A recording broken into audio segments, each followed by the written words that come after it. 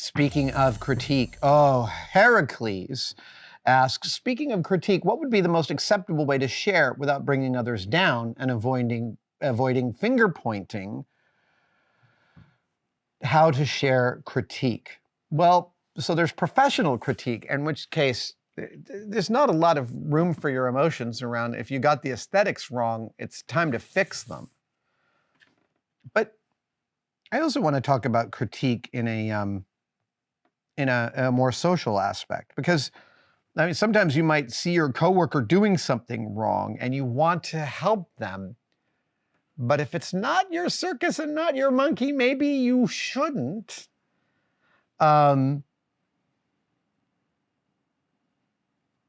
If you are a supervisor, you just need to be straightforward. It's not like you did this wrong. It is, this is not right. The client wants this. This is something else. This needs to look more like this. That's just a supervisor guiding. I don't think that's critique as much. I mean, really, the best way to do it is just to say it, right? The bad way to do critique is, hey, you idiot. I have no truck with that kind of supervision. What are you, stupid? That kind of stuff. Shame, it's just, if you're imparting shame on someone else, you are wasting everyone's time, frankly. I also want to say, when people are showing you something, ask before critiquing. Because it'll be rare in your life that someone says, I want to show you something, and it's because I would like to hear your take on it. When someone tells you that, your honest opinion is what is being asked for. But unless and until that request has been made, shut up. That's one of the things I think about critique. Silver Defender says, have you ever had someone point out your own flaws, which made you see something you were previously oblivious to? Have you ever had someone point out your flaws, which made you see something you were previously oblivious to? I will say, I think that is a description of life. I feel like that is like, yes, and all the time. We are all works in progress. And sometimes life feels to me like I'm waking up and going, how did I not notice that this was a huge problem all this time? That is definitely life.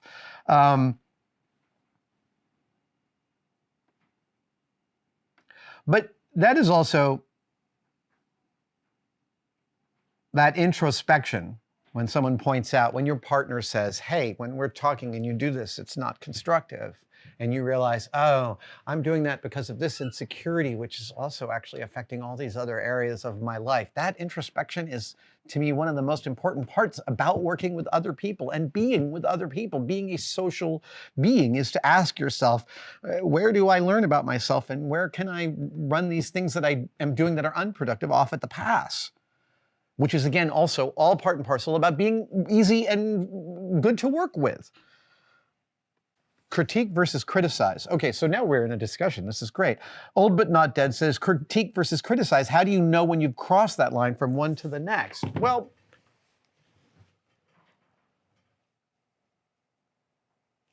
I mean, to criticize is to, like, literally blame. But also it's like, you know, I don't know. I was at a party a few months ago with a couple of people who were very opinionated, and they didn't just have their own opinions. They really wanted everyone else to agree with them. And it was exhausting being in the room with them because there was all this like polling the room. Don't you agree? Don't you agree? Don't you agree? It's super, super boring. So that's just critique. Sorry. I think I was getting mad about those people and I lost my train of thought. Critique versus criticize. It's constructive. The question is, critique is constructive. Criticism isn't. That in my head, in my moral philosophy, that's how I think of those two words. Your results could be different, but critique is constructive, criticism is not.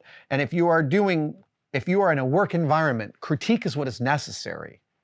Criticism is for your one-on-ones. That is for you need to work on this part, but it's not even criticism. That's also work critique.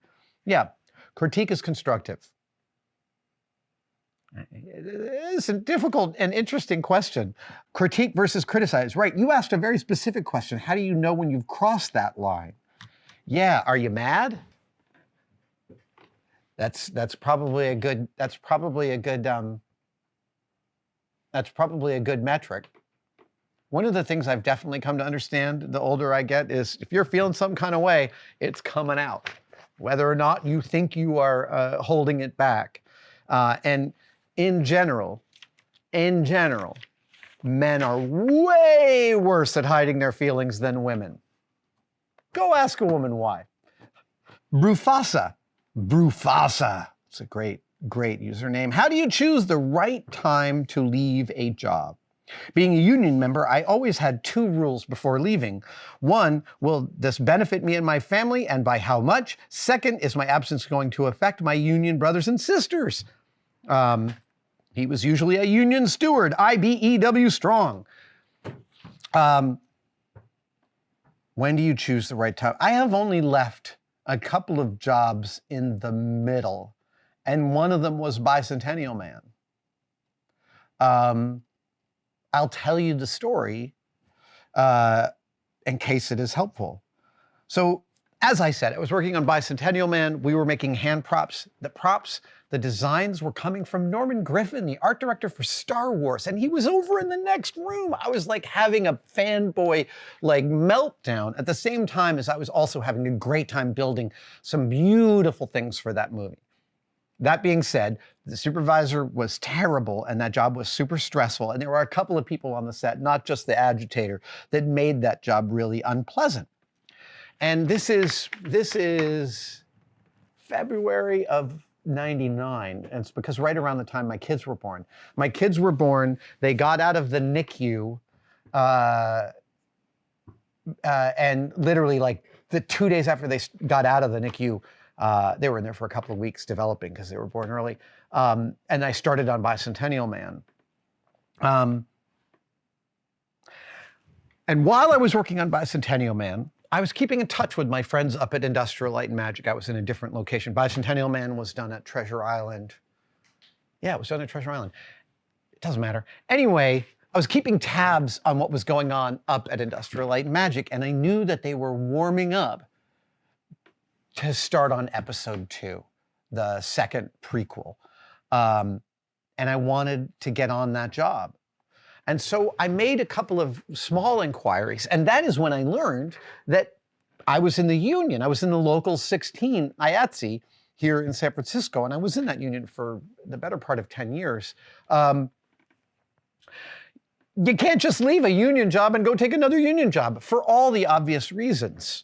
They don't want supervisors plucking people from one for another. That makes sense. I get that. And that was when the model shop and Industrial Light and Magic unionized. One of the dispensations they got from the union was to not have to hold to seniority because all of the skill sets in a model shop are so weirdly specialized. If you just go by seniority, it can be a disaster. You've got to have skills be the tiebreaker. So these were some of the dispensations the model shop got from IATSE, but it also meant following the union rules. You couldn't just go wherever you wanted. The long and the short of this is that it meant that I had to quit the Bicentennial Man job and then hope I would get hired on an Industrial Light and Magic. And I was thinking about this, and I was thinking about this, and I was thinking about it, and I was thinking about it. And the more I thought about leaving Bicentennial Man, the better I felt. Now, again, I'm 3 months into this, and I have brand new twins. But I'm still I'm so unhappy at work. And so I talked to my wife, the mother of my children, and I said, I want to leave this job. And I think that I can get hired on episode 2.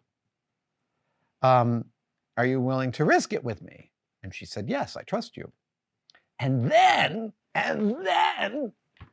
Jamie Heineman called, and he had just gotten word that Henry Selick was making a movie called Monkey Bone, and Jamie wanted to know, did I want to be a supervisor on this film? And I negotiated a salary with him. Again, I was saying I'm still thinking about this job, but we were talking about salary, and I negotiated the rate that I wanted. And then I turned the job down because I had stopped working for Jamie a few years before, specifically because I felt like his business partners created a toxic work environment. And I didn't want to work in that environment anymore. Really specifically, it doesn't matter why I had left, but sorry, I feel like I'm getting way into the weeds here. Jamie offered me a year of work on Monkey Bone, and I went back to my wife and I was like, okay, we've talked about me leaving Bicentennial Man because I wanted to work on episode 2. Now this new thing has arrived and it's called Monkey Bone, and it's a solid year to 15 months of work, and I don't want to take it. And she said, I trust you. And I like, we later divorced, but this to me is one of the best moments in our marriage, that we talked about it as partners. We talked about the parameters, and the long and the short of it is I went up to ILM after quitting Bicentennial Man on good terms, went up to ILM, managed to get hired on episode 2, and it all worked out. But it was a lot of a dance. And frankly, sorry, I'll say one more thing about this, because I was not working in a vacuum. I still had the ability to ask my parents for dough if things got really tight. I absolutely had that ability, and I knew that that ability existed. So I always knew that is part of the privilege I have had growing up and becoming a professional, was like in that moment, it wasn't like there was no other options, because there was this extra little bit of space, which was my parents' bank account, that could provide me an extra tile in my life to move this tile puzzle of work to the places where we wanted it to be. So I would be remiss if I didn't add that privilege. But like, leaving a job is hard. Sometimes it's easy. Sometimes it's really, really easy. But if it's easy, it also means you're probably burning that bridge. And that is a specific choice to make.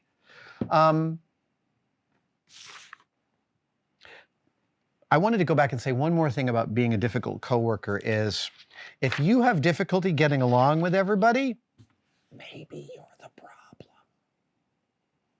That is another place I have had issues with people, is like, I have worked with people who had a beef with everyone. And dude, if you have there comes a time when you're getting married for the 4th time that maybe it's you, maybe you're the problem. And actually, somebody asked me about this. Where is this? Monkey Circus wanted to know, also, how do you handle having to pull someone off an aspect of a job if it's just not working? In that case, you got to just say it. You got to just tell them, we can't work like this anymore. And I've had to do that too. That's no fun. But if I was on the other side of that situation, I would want to be told the truth. I might not respond well to the truth at the moment. I mean, I would hope that I do. But it is, to me, the respect you pay to someone when you're pulling them off a job is to tell them exactly why, not to pull your punches on that front. Thank you so much for watching. If you'd like to support us even further, you can by becoming a tested member. Details are, of course, below, but it includes all sorts of perks, and we're building them all the time. You get advanced word and behind-the-scenes photos of some of our projects. Questions, you get to ask direct questions during my live streams, and we have some members-only videos, including the Adam real-time series of unbroken, unedited shots of me working here in the shop. They are weirdly meditative. Thank you guys so much. I'll see you on the next one.